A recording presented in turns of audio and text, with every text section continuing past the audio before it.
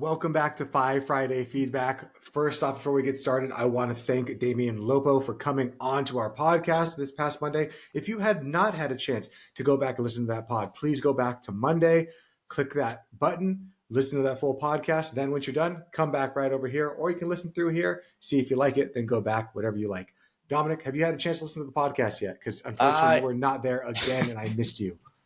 I know. I was once again. I was right outside the door. I was like, let me in, let me in. They're like, nah, this ain't for you, Chief. It's not. You're not coming in on this podcast. No, I do enjoy watching the guest and obviously yourself take on the more of an interviewer style. I love it. I got no problem with you taking the reins on a podcast here and there. But I did get a chance to watch it. It was a great one. I have a bunch of notes here that I'm going to be sharing with you guys today. And like Chris said, if you haven't gone already and watched it, highly recommend it. Go check it out. Monday's episode with Damion. I love it. So getting right into it, where do you want to start, Chris? Do you want me to take on the interviewer role and ask you some questions on your knowledge of let's do that. You take on the notes that you want. We'll just kind of shoot it back and forth and see what comes out.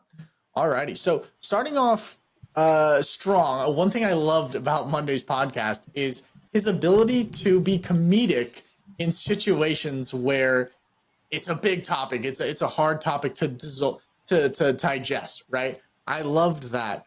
But I was wondering, what was kind of like one of your favorite moments from Monday's episode that kind of stuck with you throughout the week? You know, I think we talked a little bit about the next generation of kids being brought up right now and how we need to be a little bit harder, or like not be so accepting of maybe weakness would be the right word to put it. I don't really know the right politically correct way to put this, but like strength is important. Tenacity is important. Like striving and failing, all of these things are important. And if you try to basically nerf the entire world so that your kids all feel happy and everything and that they go through life, it's not going to help them in the long run.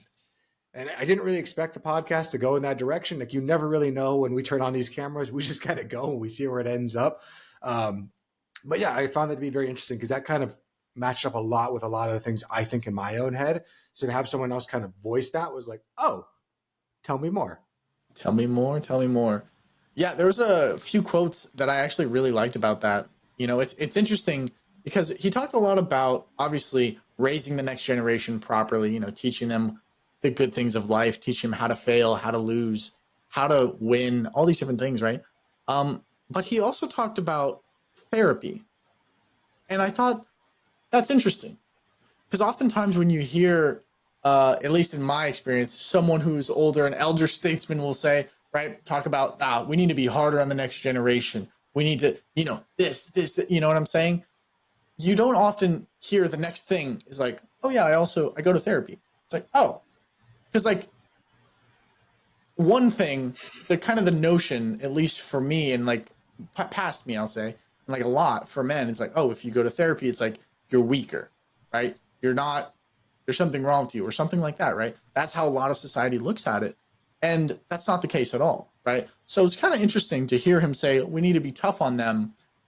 And I also do this. I was like, oh, what a strange shift. And what he talked about was, when he goes to therapy, he's not sitting there just complaining about my life and how everyone's against me. It's like, no, he's going there to strengthen his mind. And I thought, wow, that's such an interesting take. Because to me, it was like, well, Chris and I, you know, we go to the gym, right? We strengthen our muscles, right? We read books, we listen to podcasts, we strengthen our mind. But that's like a different muscle in the mind. And to go to therapy for the idea of training, not to decompress, but to like build yourself bigger and better and badder. I love that idea. And to be honest, it kind of put me onto therapy a little bit. And that's not something I would have expected. And there's quite a few other nuggets in there on Monday's podcast that I think a lot of people will find shocking. You know, when you hear it, it changes your perspective and you might find a new version of yourself hidden inside you. So that's another reason to really go back and take a listen to Monday's episode. But what's kind of your thought process on that? I mean, I know you studied psychology. You were thinking about going into that, but that scene just didn't pan out for you for one reason or another. But Did that one kind of take you by surprise as much as it did to me, or what's your thought? No, I mean, of course it did.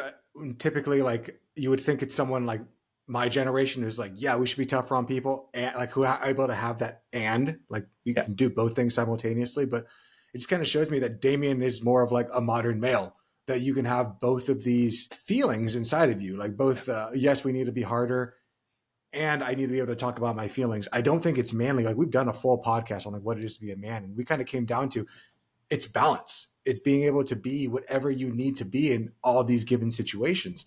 And sometimes that means being able to connect with your emotions. I mean, transparently, I go to therapy and I have no ifs, ands, or buts about it. It's not like it's something I'm not proud of to admit.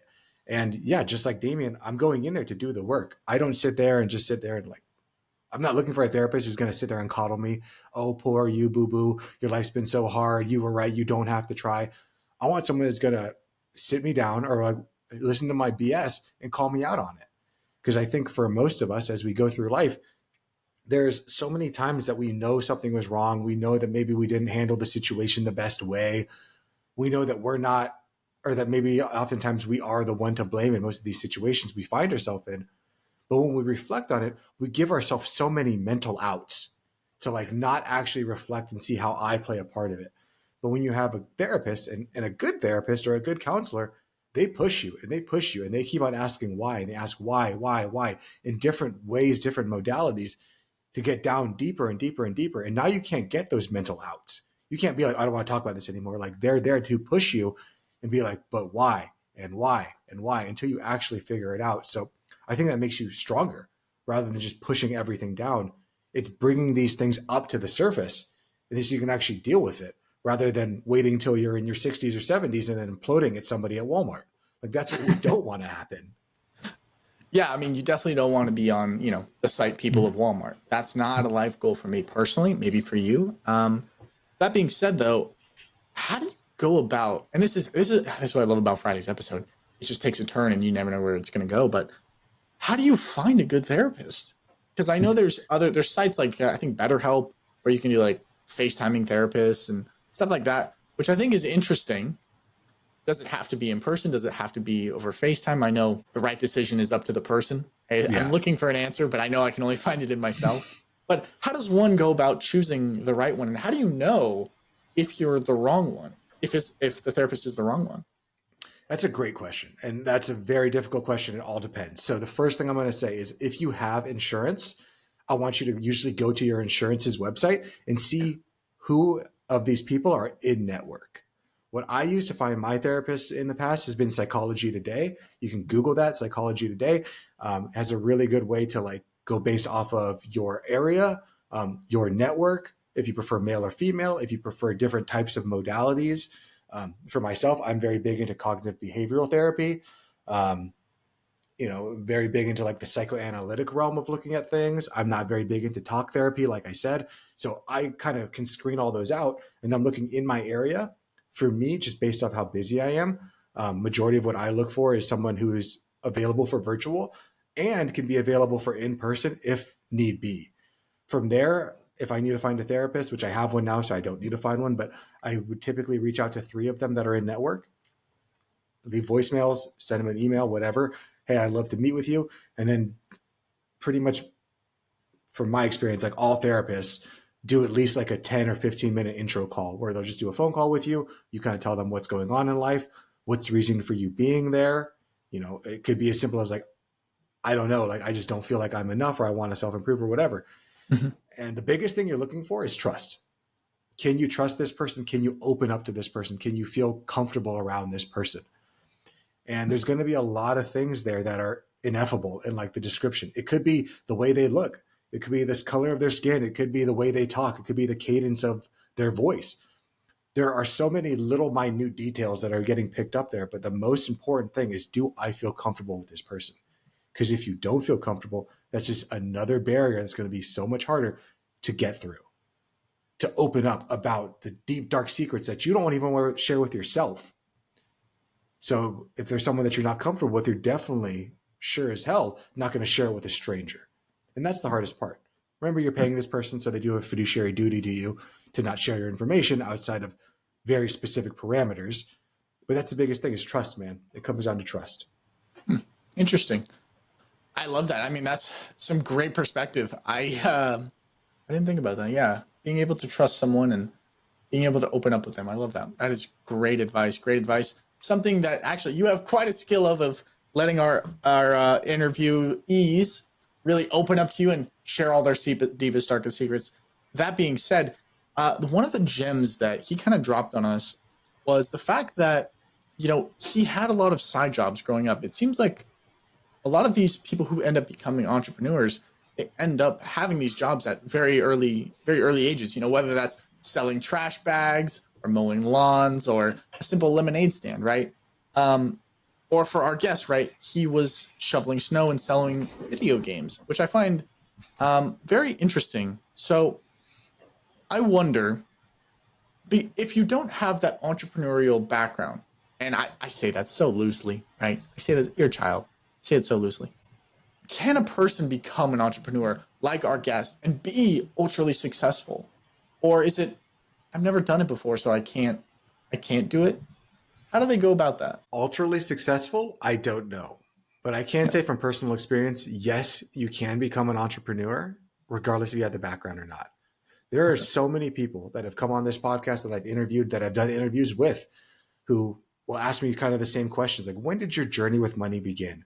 And I feel when I hear other people talk about this, who are entrepreneurs, who have podcasts, who have found success in life, they always say like, oh, it goes back to when I was 5 years old and I would buy candy at Walmart, and then I would go to Price Club, and then I go into my school and I'd sell it and all this stuff.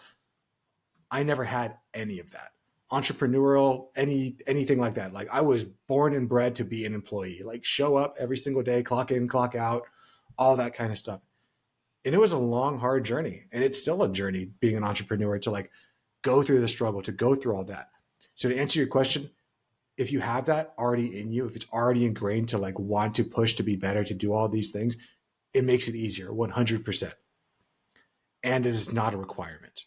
You can start at any time, any age, no matter what, but it takes the willingness to go out there, to try, to fail, to succeed, and to try again over and over and over again. But a lot of it all comes down to mindset. And the thing that's holding you back is between your two ears. That's the thing that's holding you back. Not the world, and not the economy, not your parents, not your girlfriend, nothing like that. It's whatever's in between here. Whatever's between your two temples is the thing that's stopping you from whatever you want to do.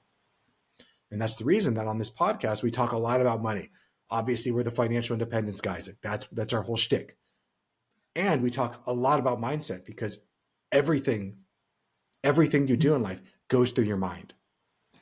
It all interacts up here. So let's get this part right in between our ears. One of the things that he mentioned, and it kind of correlates to what you were saying right there, but he was saying that you should find someone who believes in you more than you believe in yourself. And I know, man, that's so important. It kind of weighs on me a little bit, if I'm being honest, right? It kind of hits me right in the chest. But how does someone believe in their self? How do you start to build that belief, right? Because while it's great to have other people believe in you, you still have to believe in yourself in order to make something of yourself. But where does that seed even begin to be planted? Probably starts in childhood, and your ability to follow through, your ability for your parents to be able to tell you that the work you put in was because of the hard effort you did, not just because, oh, you were good at that, you're naturally good at these things. All these things, they're recollecting somewhere in our brain. Again, there's nothing we can do about our childhood. Our childhood, that's set. The past is set. We can't do anything about that. What we can do is start being today. So what that means is being accountable to yourself. Again, the person we never want to fail in life is ourselves. And the person that we are most fine failing is ourselves, over and over and over again. I'm going to wake up tomorrow at 5. I'm going to go for a run. You don't do that. I'm going to save this money. I'm not going to go spending on dumb BS. You go and do that. Every time you break that promise to yourself, you're just reinforcing, I'm a bad person. I don't stick through. I don't do what I'm supposed to do. And that's when, if you fall into that pattern for so long, it becomes near impossible to get out of it on your own. And that's where having someone that believes in you, having a mentor, having a coach, having a therapist, having a personal trainer, a financial advisor, whatever you want to call it, whatever modality you need it in, someone who sees in you what you need to see in yourself, someone who believes in you, someone that can hold you accountable, hold you to your BS. That way you can start to develop that muscle for somebody else. But more importantly, it's for you. And so eventually you can be like, oh, I was able to hold myself accountable because of this person. And now eventually you don't need that person anymore. And you can just do it to yourself. But you have to build that up slowly over time. So there is nothing that's going to get you from like where you are right now, not being held accountable, not being able to do anything, to where you want to go, with the exception of like like a DMT experience, or like going into Yeah. like some pretty deep Crazy stuff. stuff. Yeah. Yeah. James Clear had a quote for it, for habits and whatnot, and we love James Clear's book, Atomic Habits. But every habit is a vote for the type of person you want to become, and that's so true, right? Whether you do it or you don't do it, it all adds up. And kind of the way I always thought about it is like your habits are kind of like an autopilot system, flying you to wherever future or destination you want to go. But the question is like, where are you programming it to go? Right? I know, Chris, for you, autopilot, we'll say the gym. That's autopilot for you, man. You're always going to the gym. You're always going towards getting stronger, getting more physically healthy, right? So the destination is getting healthier, right? But say someone who didn't go to the gym, right? Maybe they ate unhealthy. Just as, hey, it's what I have in the house. Well, you're on autopilot. Where are those habits taking you? Is it taking you to a destination where when you get there, it's like, dude, I'm so happy to be here. Imagine if you got on a plane and you're like, man, I can't wait to get to where I'm going. And it drops you in, I don't want to disrespect any certain place, but it drops you in a place that you don't want to be, right? And you're like, man, this sucks. How did I get here? Well, you got here based on the habits that got you here, right? So control those habits, make sure that those habits are getting you to where you're going. And honestly, this month, my main focus of the month is living life with obviously intention. And I've done a pretty good job of that, but now I'm really trying to lock in with that, and not just look at the habits, but look at every single action that happens, right? Like, what's the purpose of the podcast? Well, it's to inspire people to be better. It's to learn more. It's to grow more. It's to become better at public speaking, at learning, at teaching, at inspiring, right? And we're all here to be better persons, better people, and learn a little bit better English grammar as well. But with that being said, I'd like to get back on course with the podcast. And Chris, so it looks like you got a little cliff note in there. What do you got? Yeah, I kind of have a little bit of a thought process on what you were saying there. I think a lot of us, and we've talked about this a lot, there's this old quote. There's a psychoanalytic framework created by Carl Jung, who is the modern day, or the guy who like looked at the psyche, looked at like the deep schema, the unconscious. And his quote was, "Until you make the unconscious conscious, it will continue to direct your life, yet you will call it fate." So all of us, we go through life on these habitual reactive patterns, unconscious. We're basically sleeping through life, going through our entire life. And now we're like, oh, how did I end up in this situation? How did this happen? It's because you're putting yourself in these situations, and it seems like it could have not unfolded in any way than the way that it did. But you're the one who's consciously, by unconsciously, putting yourself into these situations. And until the moment that we actually wake up for the first time, the Buddha calls it enlightenment. And enlightenment makes it sound like, oh, we've reached nirvana, we finally are here. It's not really a perfect translation, because Sanskrit doesn't really translate to English very well. But a better way of putting it, enlightenment means waking up from our unconscious reactivity of the way we just kind of go through life. Most of us go through life with cause and effect. Whatever happens, I respond to it without even having the slightest ability to think that I can dictate how I respond to anything. But in truth, when you finally realize that you have all the power in the world, just like Viktor Frankl said in his book, A Man's Search for Meaning, between stimulus and response, there is a gap. That gap is enlightenment. That gap is waking up. That gap is stopping to run through your entire life on autopilot. And that's exactly what we're talking about. People going through their entire life on autopilot and not realizing, why did I end up at this destination? You were the one that walked into the airport. You're the one that walked into a random ass plane. And now that you're at this destination you don't want to be, Why did you get inside the car? Why'd you go to the airport? Why'd you park? Why'd you pay for everything? Why'd you get on this plane without looking at the destination? You need to wake up. So at any point during that tangent, you could have been like, what the hell am I doing? And that's what we all need to do in life. And it's the most difficult thing. I think too often we're on autopilot, actually. I think a lot of us need to wake up, right?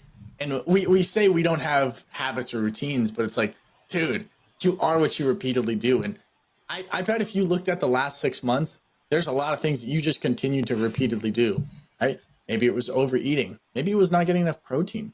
Maybe it was a lack of saving muscle, right? Maybe you didn't put enough away for investments, right? You are what you repeatedly do. So it's not like, I get to 60 and it's like, dude, where's retirement? It's like, you didn't save, you didn't invest, you didn't flex that retirement muscle, right? You didn't plan for it, you didn't take action on it. So it's so important that we take action, right? We say this almost every podcast, but education, I swear to God, I want to get it eventually on the first try. Education without action is just entertainment. I swear, one of these pods, I'm going to get it first try. So many E's in it. I say it every pod. I say it every freaking pod.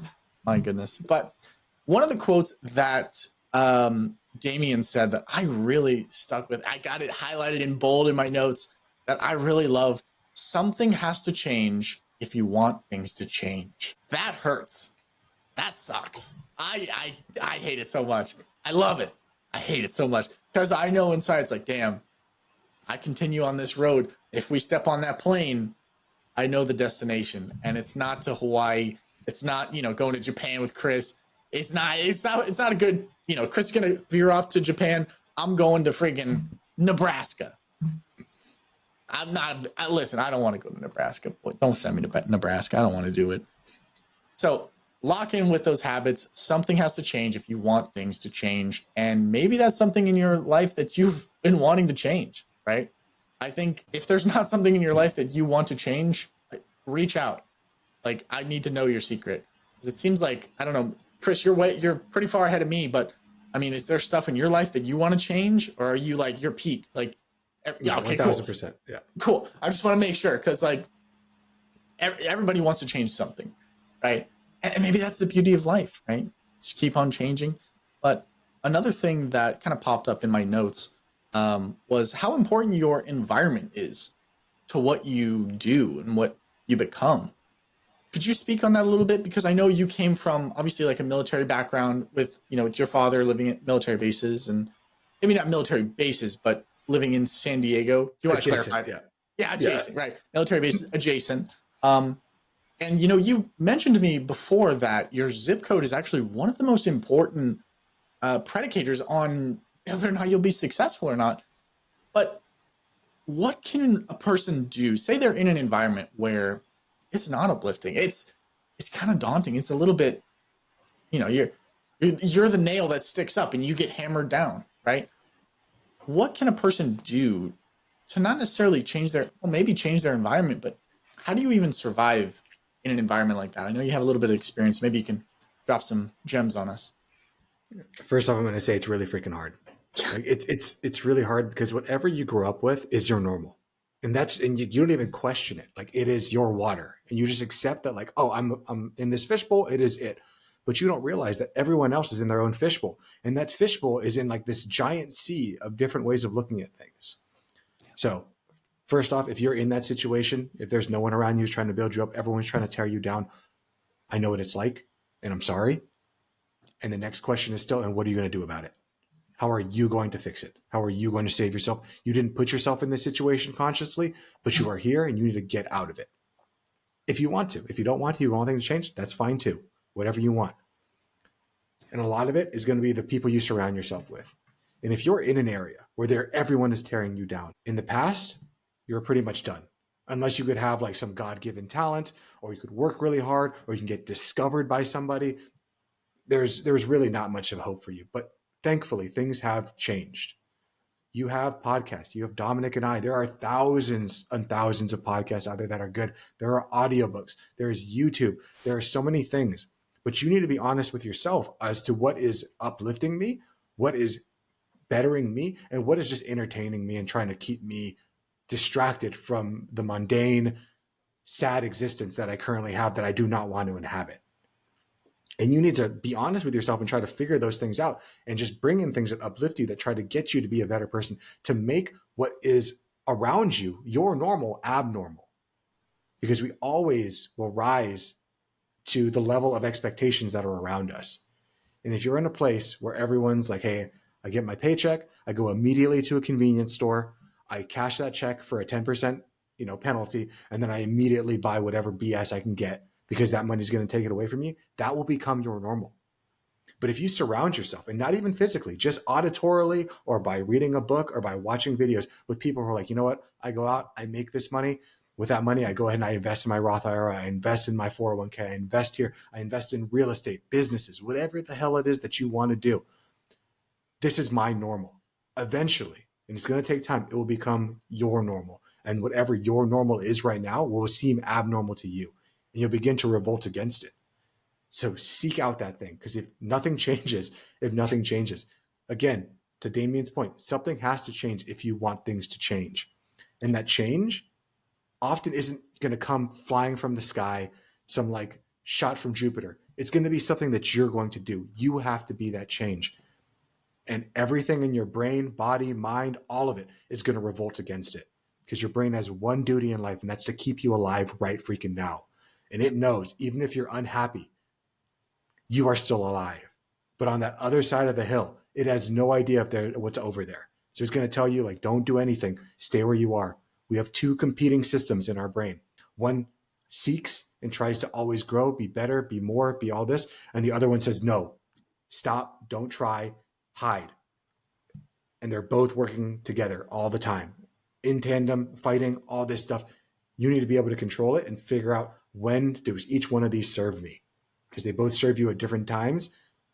But if you're going through life and they're not serving you at the right time, then it's an issue. Because again, there's pathology on both sides. It's all about the middle way and figuring that out for yourself. Well, we're getting to the end of this segment of the podcast. But before we move on to our viewer mailbag, I just wanted to hit you with a few final lessons that we learned from Damion on Monday's pod. And again, if you haven't listened to Monday's episode, I highly recommend it. It is an absolute joy to listen to. That being said, here are some of my final notes from that episode. Life is up to you, and take responsibility for the work that needs to be done. I like that one. You can't act like the last 5 years will be like the next 5 years.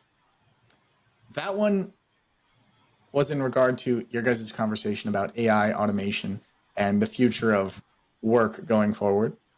And this last one, which was my favorite quote, I saved the best for last. You know how it is.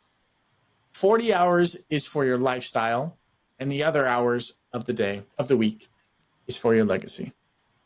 I love that. I love that. That's a banner one. That's a banner. We need to put that on a banner or something. So big shout out to Damion. Thank you for hosting that podcast, Chris. I appreciate it. And with that being said, I don't have any more notes. I do have a few more notes, but that's for my own sake. I'm not going to share them because you got to go listen to the podcast. I'm not going to give you all the sauce, but any final notes from you, Chris? No, I just want to thank Damion for coming on the podcast. I'm hoping to actually grab coffee with him here in a few weeks. I found out that he lives not too far from me, so that's kind of cool. Heck yeah. Well, with that being said, we're going to be moving on to some of our favorite segments of the week. It's called Viewer Mailbag. And just a heads up, guys, Chris has given me full control to pick out the next week's pod Viewer Mailbag. So send me in the most devious, most deceptive, most craziest thing you can send. And maybe I'll pick it. Maybe I'll just throw it in the trash and block you because it's so obscene. But we'll see. We shall see. So send it our way, FiveGuys.com or the Five Guys Video Podcast at gmail.com. Feel free to write one in. But with that being said, let's get right into this. Dominic, just based off what you said right there, I'm going to take the next one. I'll give you the next one after that, just to make sure you don't destroy the podcast. The final episodes. I love it. So is this one in today's episode, is now a bad time to open up a Roth IRA? Boys, I need something a little bit spicier than this. I need the type of stuff. Hey, Dom, I escaped from prison 2 days ago. Should I get into the stock market and trade options? That's what I'm looking for. That being said, let's get on to today's Viewer Mailbag. Now, granted, every mailbag is created equally, dry or juicy. We still love it with all our hearts. So, howdy, Five Guys. Howdy, that is us. I've been meaning to send this message for a while now, but every time I sit down to type it out, I get stuck in the same cycle of overthinking that's been keeping me from actually opening up an IRA in the first place. I think a lot of us have been in that same cycle before, right? Just the analysis paralysis. You get there and it's like, I'm scared. I don't want to do it. Or there's other things I'd like to do, right? Terrible cycle. Got to break it. I'm 24, working my first full-time job after years of side gigs, internships, and scraping by. The pay isn't anything crazy, but for the first time in my life, I have a little extra money at the end of the month. Nice. And I want to do something smart with it. Cool. Everyone, and I mean everyone, says I should open up a Roth IRA. Sounds like a no-brainer. Tax-free growth? Yes, please. But every time I try to pull the trigger, I get completely overwhelmed by the sheer number of options. Do I go with Vanguard? Do I go with Fidelity? Maybe Schwab, right? What's the difference? And once I open it, what do I even invest in? To make things worse, I can't help but feel nervous about the state of the market right now. I keep hearing headlines like volatility, recession, how stocks are on a roller coaster ride. It makes me wonder, am I just throwing my money into the fire? Ah, gotcha. Okay. Or am I actually getting in at a good time? Chris is going to drop some bars on us for this one. I can already feel it. I can feel his aura from one paragraph away. I know I need to start somewhere, but I'm looking for a little bit of guidance. Is there a smart way to ease into investing my initial contributions? Any advice would be greatly appreciated, and I'd love to get out of my own head and actually make some moves towards securing my future. Thank you in advance if you choose this for Friday feedback. Indeed, indeed. From Markets Wild, Options Vast, but I know I need to start at last. How about that? Well, thank you for writing in. We are very appreciative of it. We love everybody who writes in. This one is an interesting one. You know, I know sometimes it can be very scary to invest. I felt that myself, even after having a big season of trading, took a break, came back. I was afraid to place my first trade. Honest to Pete, I swear to you. I don't know who Pete is, but honest to Pete.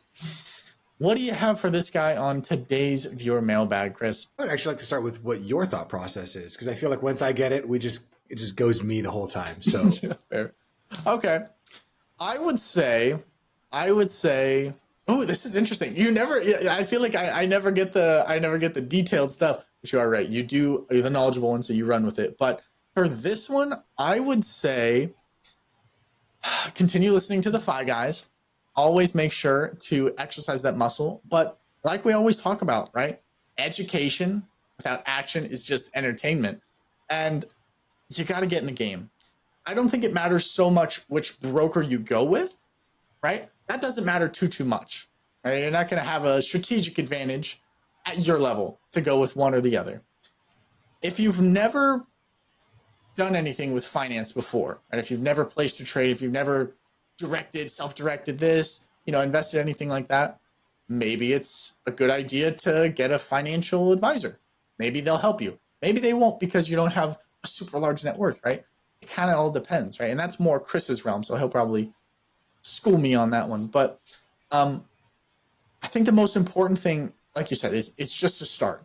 Let's deposit the money. Let's pick an account, one of them. We know it's going to be a Roth IRA, whether that's Schwab, Fidelity, pick one. Flip a coin if you want. Maybe that's not the best way to do it, but it's a way to get us going, right? Once you pick one, let's deposit some money in. I don't know what's palatable to you. Maybe a $500, maybe $100, maybe $1,000, maybe more, right? Let's get the money into the account, right? Baby steps. The more steps we can go, the further we can go, right? So I would say let's start there, right? And then once we have the money in the account, then I'm going to pass it off to Chris, and I'm going to let him speak on the financial side of it. I just know the steps to get there. So go for it, Chris. All you. Yeah, no, I think what you said is wonderful. What it sounds like to me is I'd have to ask this person, like, what is stopping you? Because right now it sounds like the only thing stopping you is yourself and you getting overwhelmed. And just like you said, Dominic, Fidelity, Schwab, Vanguard, which one do I choose? That's just an excuse, man. I don't care if you get a 6-sided die and assign 1 and 2 to Vanguard, 3 and 4 to Fidelity, and 5 and 6 to Schwab, and you roll that bad boy, whatever it goes with, it's going to be fine. At your level, it does not matter. You're just trying to create excuses to not do it. And I understand why. It's scary to do it for the first time. It's scary to open up a Roth IRA or traditional or any of these things, especially if you have no idea what the hell you're doing. So, how do you eat the biggest steak in Texas? One bite at a time. I've never looked at something like a big thing. Like if someone told me today, hey, Chris, I need you to go buy a house. I don't remember the process. Like, who do I get in contact with? But like, I know I can go to Google and at least ask the first question. Like, I need to buy a house. What's the first step? Figure out that first step, second step, fourth step, fifth step. Everything in life is like that. You said you've worked side gigs, internships, scraping by. You know how to make stuff work. There's never been a side gig in history that has like the perfect standard operating procedure that says every single step you need to do. Internships are even worse. Most internships, you just kind of show up and they're just like, I don't know, man, do stuff. Here's busy work. Yeah. Yeah. Just busy work. So you know how to make it through. And you also know that the thing to do that is you have to put in the work. You have to try and be willing to fail. So when it comes to Vanguard, Fidelity, Schwab, I don't know. What name do you like the best? Like, just which name sounds the funnest to you? Go for it. If you want to go, I started with Vanguard. Vanguard is where I started. Fidelity for a long time held my 401ks, and I use Schwab now. Not for any particular reason. It's because they have Thinkorswim, and I like that. For you, you're not going to be using Thinkorswim. I don't want you anywhere in your options trading at this stage in your life. So you don't need to be charting, doing anything fun. So what's the difference? It doesn't matter. The next thing, it sounds like what we need to do is baby steps, because you're looking at this entirety thing. You're like saying, like, if I put money in now, how am I ever going to get to financial independence? I want you to just open the freaking account. That's step number one. Open a Roth IRA with Fidelity, Vanguard, Schwab. Again, 1 through 2, Fidelity, 3, 4, Schwab, 5, 6, Vanguard. Roll a die, whatever one wins. Go ahead and call them if you need to, but you can go to their website and then there's a button that says open a IRA. And then you can select that. I think there's even one that says open a Roth IRA. There's a page that's like new to investing. Go there. Stop looking for like reasons to not do something and start taking action. Once you do that, just like Dominic said, you need to find an amount that's palatable to you to be able to put into that account. Before we do that though, I know you said you just started saving money. Do we have some sort of emergency fund? Have you saved up anything in case stuff goes wrong? Because the nice thing about the Roth IRA, and I don't try to like say this all the time, but it can be used as like a glorified savings account. Because any money you put into that, for this year, 2025, it's $7,000. You can take that $7,000 out penalty free. Any growth on that, so say it goes to $8,000, you can't take that additional $1,000 out. And if it loses money, well, you're kind of SOL. The goal is not to take money out of this until we're ready to retire, but you can use it as a glorified savings account. The big thing is, though, we have to make sure we get the money in before next year's tax filing deadline, which is April 15th of 2026. So you got a long time to go. So first off, do we have an emergency fund? If we don't, I would probably build that up 3 to 6 months, depending on you. Then I'm going to start using the Roth IRA. But if you say, Chris, I want to go straight for the Roth IRA, I'm willing to take the potential to lose money in it, and I just want to use it as a glorified savings account, you do you, boo-boo. I'm cool with it. At least you're starting to grow that muscle. From there, you ask me, Chris, what do I invest in? Bro, I don't know. I mean, I know what I'm supposed to tell you, but as an advisor, I can't give specific advice to somebody I don't know, and I don't know you. So I'm going to give you some generalized advice. You ask me, hey, Chris, right now, the markets are volatile. I don't know what's happening. Is that even relevant? You're 24 years old. What's happening right now, the roller coaster that we are on, has nothing to do with your long-term gains. In fact, if the market is down, that's actually a benefit to you. It's basically like thinking if you walk to Target right now, and on Target, it said like everything is 80% markup. It's 80% more expensive than it is. You'd be like, I'm not going to go into Target right now. But then if there was another sign that said everything is on 50% off sale, you'd be like, oh, hell yeah, I'm going inside and I'm buying everything I possibly can. It's the exact same thing with the stock market. But with the stock market, when everything is 80% inflated, 80% priced up, everyone's like, oh, I need to buy stocks right now. I need to buy them because they're high. But when it goes on their fire sale, 50% off, everyone's like, I don't want anything to do with this. It's the only thing in life that I can think of that's like that, where you have this like weird weird push and pull that is counterintuitive to the way that things actually work. And that's why most of the stock market's super counterintuitive. So from there, I'm going to give you a few different options. We can do an index fund. That could be the Dow Jones, the S&P 500, a bunch of different ones. A different one you could always do is a target date fund. Target date funds are fine, a little bit higher expense ratios. They're not my favorite, but hey, the biggest thing that I'm looking for is that you start investing. Shit, man, if you want to just put the money in and put it into a money market account, a short-term bond fund, long-term bond fund, something that is quote unquote safe, the risk-free asset, which is basically American treasury bonds, because America won't default on its debt, because don't worry about it. We have the magic money printer that'll just make up for whatever debt we have, which is another issue that we could talk about at length, and we're not going to today because you came from a very different question. But to answer all of your questions, no. Right now, what's going on in the market is not going to make a difference to you. Might it suck to put some money in there and to see it go away? Yeah, it's going to suck. And that's the reason that if someone's getting started, I, for 99% of the time, recommend dollar cost averaging. So that means if you're deciding, hey, I want to put in $1,000 lump sum, don't put $1,000 in today.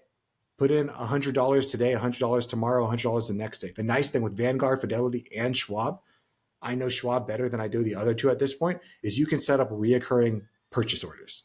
So every day you can say purchase this much of whatever index or fund you want to do. For you at this time, don't go to Reddit.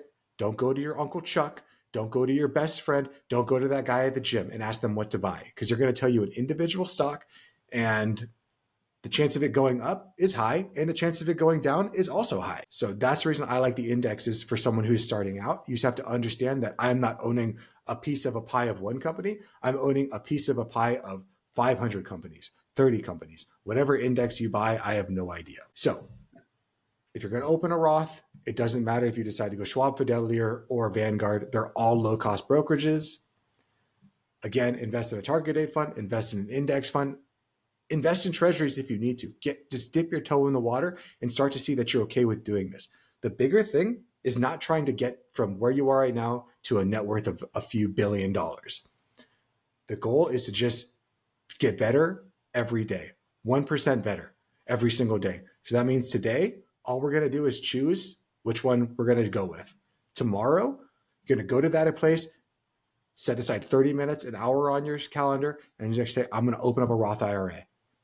If you don't know what you're doing, there is a phone number for each one of those custodians. Call them and ask questions. There are people that are paid hourly to answer your questions. Doesn't matter how dumb you sound, you're never going to talk to that person again. And if you're afraid to talk to a human being, talk to ChatGPT. At least it's an AI. It's not going to judge you. And if it does, it's not going to tell you that it's judging you. The biggest thing, continue to save for your retirement accordingly to your budget. Ignore what the stock market's doing. It doesn't have any reflection on you as a person or what's going to go on with you. You have such a long time horizon. You're 24 years old. You have at least like 41 years old until you hit quote unquote traditional retirement age. So get going, start to build up that muscle. Eventually we can talk about all the other investment styles. But right now, the biggest thing you need to learn is how to spend less than you make and how to invest the difference, or how to save the difference in some way, shape. Don't let yourself hold yourself back. Nothing's going to change if nothing doesn't change, and you're the one that has to be that change.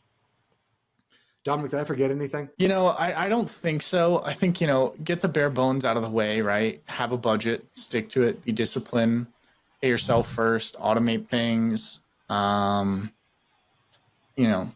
spend less than you make, have good financial habits, and try and understand yourself better in a way that, because I'm sure this isn't an isolated problem. I'm sure that this isn't the only thing you're putting off.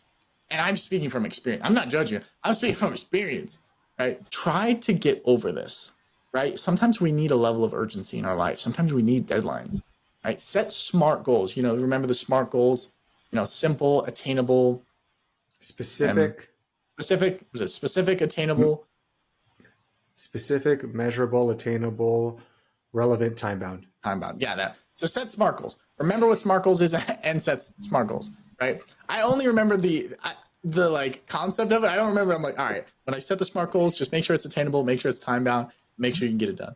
That's all I remember for it. But yeah, like try and really get that under control. If you can win the battles that are happening in your own mind, most aren't. So if you can do, and if you, I mean, you're going to be so ahead of the game if you can. But make sure you're doing everything Chris was saying, and don't forget the little things that I was mentioning. But I think that's pretty much it. I mean, I don't definitely don't listen to the people at the gym or your best friend or your uncle or anybody promising anything. They're usually wrong, and they don't have your best interest in mind. So just be cautious, but trust. It's kind of like a weird. You know what I'm kind of getting at, Chris? It's like a weird. You understand? Yeah. It's investing is a strange thing, and it's. I want to say it gets less strange as you do it, but I'm not.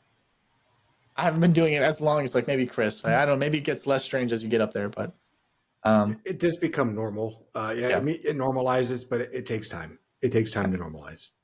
And then don't get me wrong, it's still scary every so often. It is, but you get to choose how you want to suffer. So I've chosen the way that I want to suffer, and that's something you get to decide for yourself too. Just know this is an infinite game, and it keeps on going deeper and deeper. And the only thing holding you back right now is yourself. All the knowledge is at your fingertips. Just ask one question at a time, man. 1% better every day. That's all we're asking for. I'm not asking you to go from where you are right now to Warren Buffett. I'm asking you to be 1% better than you are today. Oh, that's going to be it for our viewer mailbag section of this episode. I hope that helps you, and I hope that you take action today. I don't care what time it is. You can open up a Roth IRA at 12 at night. I don't care what time it is. Send it. So with that being said, I don't believe Chris has any more final notes. I don't think I have any more final notes on this one. Thank you for writing in. We are very grateful for you, for the Five Guys. And we're going to be moving on to the Win of the Week section of today's episode. So last week, I think I went first. Chris, would you like to go first this week? Sure. Yeah, this week is cool. I got Companion Pass for Southwest. So I hit my spending limit. So Britt and I have Companion Pass through February of 2026, which is good. Companion Pass through Southwest. For those of you who don't know, we did a full podcast back, like 50 podcasts ago. We probably need to redo it at some point.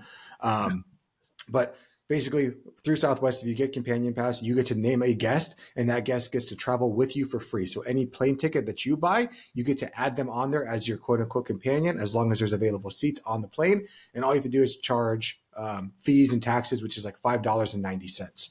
So it's basically cuts all of our domestic flights and flights to Mexico in half. And question, how does that, so only if there's only if there's seats available, right? So how do you kind of know, like, you show up and be like, you get on the plane, you scan her ticket, and it's like, sorry, Brand, like, wait, how does that work?